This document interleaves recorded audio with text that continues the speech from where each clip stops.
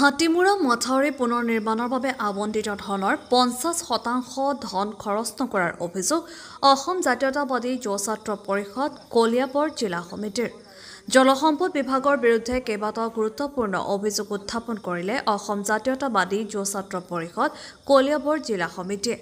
আজি ছাত্ৰ সংগঠনটোৰ এটা সজাতি দলে হাতীমুৰা মথাউৰি পৰিদৰ্শন কৰি জলসম্পদ বিভাগৰ বিৰুদ্ধে সৰব হৈ পৰা পৰিলক্ষিত হ'ল। ৰাজ্যৰ প্ৰথমটো বানত কলিয়াবৰ হাতীমুৰা মথাউৰিলৈ ব্ৰহ্মপুত্ৰৰ বাঢ়নি পানীয়ে কঢ়িয়াই অনা ভাবুকি সন্দৰ্ভত আজি অসম জাতীয়তাবাদী যুৱ ছাত্ৰ পৰিষদৰ সজাতি দলটিয়ে পৰিদৰ্শন কৰে উক্ত মথাউৰিটো।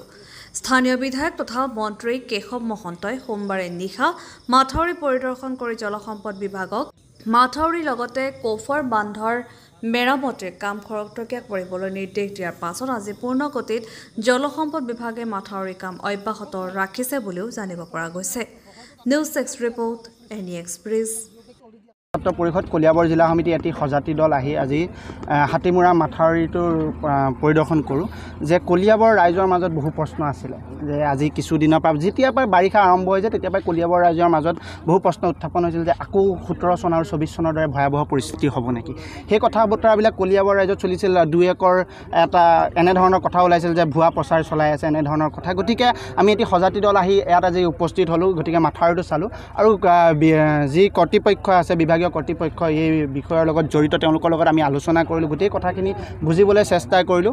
এতিয়া তেওঁলোকে কৈছে যে কণ্টিনিউৱাছলি 3-4 দিন বৰষুণ দিয়াৰ কাৰণে মথাউৰিটো কিছু অংশ মাটি খহি গৈছে বুলি কৈছে, কিন্তু যোন নদীৰ দিশৰ পৰা কোনো ধৰণৰ পানী এতিয়ালৈকে এইটো দিশত অহা নাই বুলি তেওঁলোকে আমাক কৈছে। গতিকে আমি তেওঁলোকক প্ৰশ্ন কৰিলোঁ যে আপোনালোকে প্ৰতিশ্ৰুতি দিব পাৰিবনে। তেওঁলোকে কৈছে প্ৰকৃতিৰ কথা ক'ব নোৱাৰি, কিন্তু তেওঁলোকে আমাক আশ্বাস দিছে যে তেওঁলোকে যিমান দূৰ কৰিছে বানপানী হ'ব নালাগে বুলি তেনেকুৱা ধৰণৰ বা পানী বাগৰি আহিব বা পানী নিগৰি আহিব নালাগে বুলি তেওঁলোকে আমাক প্ৰতিশ্ৰুতি দিছে। কিন্তু কিছুমান কথা কিছুমান বিষয়া যেতিয়া কিছুমান দায়িত্বত থাকে তেওঁলোকৰ কিছুমান চিন্তাধাৰা তেওঁলোকৰ কাম কৰাৰ যি ধৰণ বা কথা কোৱা শৈলী সেই কিছু কথাই কিন্তু ৰাজহুৱা জীৱনত কিছুমান ক্ষতি কৰিব পাৰে। গতিকে আমি সেই কথা বতৰাবিলাকে আমি কওঁ, তেওঁলোককো ক'ব বিচাৰোঁ যে আপোনালোকক আজি আমি এটা যুৱ ছাত্ৰ পৰিষদৰ সজাতি দল আমি কলিয়াবৰ ৰাইজে আশা কৰে যে যুৱ ছাত্ৰ পৰিষদে এটি বাৰ্তা প্ৰেৰণ কৰিব, তেওঁলোক যাব, তেওঁলোকে গৈ আমাক এটি কথা এনেধৰণে ক'ব যে তাৰ যোনটো বিষয় হৈ আছে সেই বিষয়ে আমাক জনাব। গতিকে আমি সেইকাৰণে আমি কলিয়াবৰ ৰাইজৰ ওচৰত দায়বদ্ধ যে আমি আহিব লাগিব, ইয়াত পৰ্যবেক্ষণ কৰিব লাগিব, এই কথাখিনি কলিয়াবৰ ৰাইজৰ মাজলৈ আমি লৈ যাব লাগিব।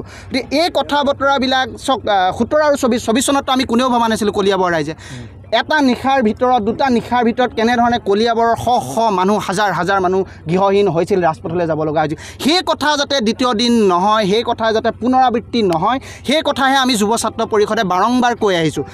গতিকে 17 চন আৰু 24 চনৰ দৰে কোনো ধৰণৰ পৰিস্থিতি নহওক সেয়া আমি আহ্বান জনাইছোঁ। আৰু কলিয়াবৰ স্থানীয় বিধায়কগৰাকীয়ে যোৱাবাৰ দেখিছে 24 চনত বানপানী হোৱাৰ পিছত তেওঁ ৰাইজৰ সন্মুখীন সহজে হ'ব পৰা নাছিল। গতিকে এইবাৰ যদি কোনোবা কাৰণত তেনেধৰণে পানী হ'বলৈ হয় তেওঁ এবাৰ নিজেও চিন্তা কৰক যে তেওঁ ৰাইজৰ প্ৰশ্ন উত্তৰ কেনেকৈ দিব। গতিকে আমি কলিয়াবৰৰ স্থানীয় বিধায়ক তথা কেবিনেট মন্ত্ৰীগৰাকীক আমি আহ্বান জনাম যে এতিয়াও সময় আছে, এতিয়াও একো বাৰিষা আৰম্ভণি হৈছে। গতিকে এই 3-4 দিনৰ বৰষুণতে যদি মাথাউৰিৰ কিছু অংশ মাটি ভাঙি যাব পাৰিছে তেনেহ'লে বাৰিষা আৰম্ভণি হৈছে, বাৰিষা আকৌ বহুত বাকী আছে, বহু বৰষুণ হ'বলৈ আছে। গতিকে পিছলৈ ভয়াৱহ পৰিস্থিতিৰ সৃষ্টি হ'ব পাৰে বুলি আমাৰ কিছুমান সন্দেহ হৈছে। গতিকে আমি আহ্বান জনাম বিভাগীয় কৰ্তৃপক্ষক আৰু স্থানীয় বিধায়কগৰাকীক যে এতিয়াও সময় আছে, আপোনালোকে অত্যাধুনিক বৈজ্ঞানিক পদ্ধতিৰে আপোনালোকে কষ্ট কৰি আছে, দিনে ৰাতিয়ে কষ্ট কৰি আছে, আৰু অলপ কষ্ট কৰি কলিয়াবৰ ৰাইজ যাতে মানে তেওঁলোকে সকাহ পায় যে ভয় নাখায় যে কোনো ধৰণৰ পানী নাহে, সেয়াৰ এটা পৰিস্থিতি সৃষ্টি কৰক। আৰু আপোনালোকৰ যি দেখিছোঁ ৰাতি দিন কাম কৰিছে তাৰ বাবে আমি বিভাগীয় কৰ্তৃপক্ষক ধন্যবাদ জ্ঞাপন কৰিছোঁ, স্থানীয় বিধায়কগৰাকীক সেই ক্ষেত্ৰত আমি ধন্যবাদ জ্ঞাপন কৰিছোঁ। গতিকে আমি তাৰ লগে লগে আহ্বানো জনাব বিচাৰিছোঁ যাতে 3-4 দিনৰ বৰষুণত যেনেধৰণে মাথাউৰিটো খহি গৈছে 10-12 দিন বৰষুণ দিলে যাতে মাথাউৰিটো খহি নাযায় সেই কথা বতৰাবিলাক গুৰুত্ব দিব লাগে। আৰু বিভাগীয় কৰ্তৃপক্ষই যোন ফালৰ পৰা পানীটো আহি আছে সেইফালেও কিছুমান ব্যৱস্থা গ্ৰহণ কৰিব লাগে বুলি আমি তেওঁলোকক আহ্বান জনাইছোঁ। অসমৰ জনতাক প্ৰত্যেকখন চৰকাৰে আহি তেওঁলোকে বুৰ্বক সজাবলৈ চেষ্টা কৰে, কাৰণ তেওঁলোকলৈ হাজাৰ কোটি টকা ফাণ্ডত আহে যিকোনো বিষয়ত, আৰু তাৰ কিছু অংশহে সেই মাথাউৰি কামত বা চুইচ গেটৰ কামত ব্যৱহাৰ কৰে, আৰু তাৰে প্ৰায়ভাগ অংশ ঠিকাদাৰসমূহৰ পকেটত যায়, লাভাংশসমূহ মানে কাম কৰাৰ যোনটো প্ৰফিট হ'ব লাগে সেই প্ৰফিটৰ মানে পাৰ্চেণ্টেজটো ঠিকাদাৰলৈ বেছি গুচি যায়। ইয়াৰ কাৰণে বিভাগীয় কৰ্তৃপক্ষ জড়িত।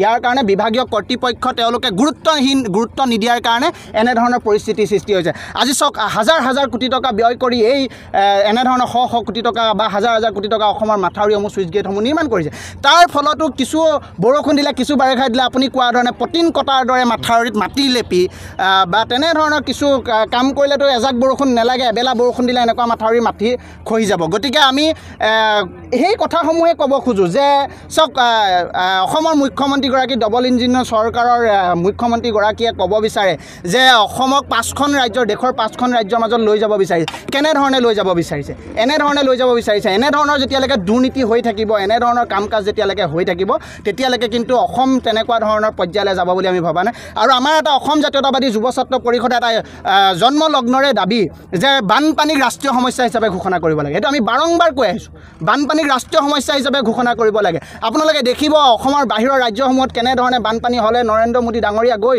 ভাৰতৰ প্ৰধানমন্ত্ৰীগৰাকী গৈ কেনেধৰণে পৰ্যবেক্ষণ কৰে কেনেধৰণে সা সুবিধা প্ৰেৰণ কৰে কিন্তু অসমৰ ক্ষেত্ৰত সেয়া একেবাৰে কম বা তেওঁ অহা আমাৰ কোনো ধৰণৰ দৃষ্টিগোচৰ হোৱা নাই গতিকে এই কথা বতৰাবিলাক গুৰুত্ব দিব লাগে গতিকে ইয়াকে আমি আহ্বান জনাইছোঁ আৰু পুনৰবাৰ কৈছোঁ কলিয়াবৰৰ ৰাইজে ভয় নোখোৱাকৈ বা তেওঁলোকৰ যাতে কোনো ধৰণৰ সন্ত্ৰাস সৃষ্টি নহয় কলিয়াবৰ গতিকে এটা বিভাগীয় কৰ্তৃপক্ষই স্পষ্টীকৰণ দিব লাগে বুলি আমি আহ্বান জনাইছোঁ।